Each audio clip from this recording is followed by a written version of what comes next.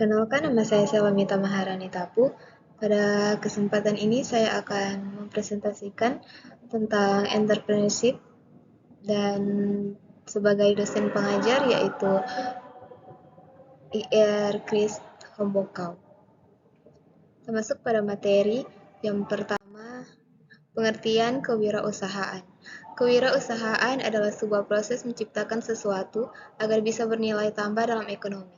Kewirausahaan adalah serapan dari dua frasa, wira yang artinya mandiri dan usaha yang berarti sebuah kegiatan, dengan mengarahkan tenaga dan pikiran untuk mencapai suatu maksud. Wirausaha yakni individu yang bisa menciptakan bisnis sendiri, menanggung sebagian besar risiko, dan juga menikmati keuntungan dari usaha yang dirintisnya. Sedangkan pengertian kewirausahaan adalah proses mendirikan dan menjalankan bisnis atau usaha tersebut. Wirausahawan umumnya dipandang sebagai inovator.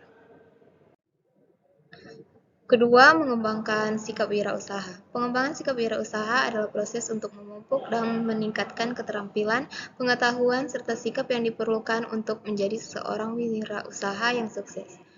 Sikap wirausaha mencakup berbagai hal, seperti kreativitas, inovasi, ketekunan, kemandirian, ketangguhan, dan kemampuan untuk mengambil risiko. Ini melibatkan kombinasi antara faktor internal, seperti sikap, minat, dan motivasi, dan faktor eksternal, seperti pendidikan, pengalaman, dan lingkungan. Poin penting dalam pengembangan sikap wirausaha, yaitu yang pertama, pendidikan dan pelatihan, kedua, pengalaman praktis, ketiga, mentorship dan pembimbingan, keempat, jaringan dan kolaborasi, kelima, sikap terbuka terhadap pembelajaran, dan yang keenam, kemandirian. Bentuk-bentuk wirausaha.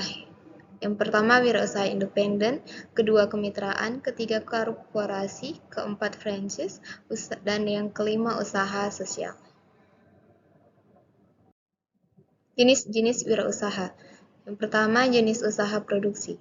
Usaha produksi melibatkan proses pembuatan produk dari bahan mentah menjadi barang jadi. Ini mencakup tahap desain produk, pencarian bahan mentah berkualitas, dan pengorganisasian proses produksi secara efisien.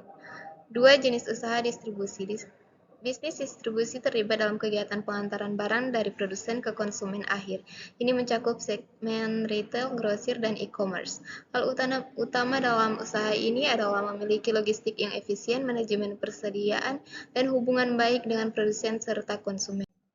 Tiga, jenis usaha jasa. Bidang usaha selanjutnya adalah usaha jasa, yakni jenis usaha yang fokus menyediakan layanan kepada pelanggan yang membutuhkan solusi untuk masalah tertentu, sehingga kualitas layanan, kepuasan pelanggan, biaya operasional, tarif layanan, dan pengelolaan keuangan adalah faktor penting dalam bisnis ini. Bidang usaha pertanian. Berikutnya adalah usaha pertanian. Bidang usaha ini fokus pada sumber daya yang digunakan, di mana di bidang pertanian proses usahanya dilakukan dengan menggunakan sumber daya alam, seperti lahan, air, dan udara untuk menanam tanaman atau mengembangkan peternakan. 6. Bidang usaha perikanan. Bidang usaha perikanan, jenis usaha ini masih tergolong dalam usaha yang menggunakan sumber daya alam, yakni dengan memanfaatkan air asin, payau, maupun tawar. 7. Bidang usaha pertambangan.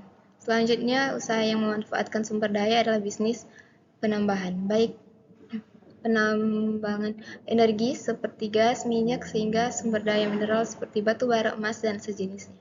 8. Bidang usaha manufaktur. Berikutnya, usaha manufaktur, yakni bidang usaha yang fokus pada proses merubah barang mentah menjadi barang jadi.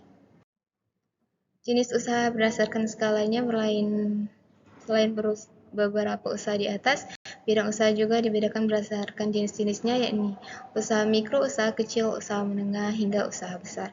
10. Bidang usaha ekonomi kelompok. Berikut adalah jenis usaha yang dikelola secara bersama-sama, baik modal, operasional, maupun keuntungan. Peran wirausaha. Peran wirausaha sangat penting dalam berbagai aspek kehidupan, ekonomi, sosial, dan budaya. Berikut adalah penjelasan lengkap tentang peran wirausaha. Penciptaan lapangan kerja, yang pertama, dan yang kedua, mendorong inovasi, ketiga, pengembangan komunitas dan kesejahteraan, keempat, mendorong pertumbuhan ekonomi, kelima, memperdaya individu, Keenam, diversifikasi ekonomi. Ketujuh, mempercepat perubahan sosial. Kedelapan, membangun keterampilan dan kapasitas. Demikian presentasi dari saya. Terima kasih.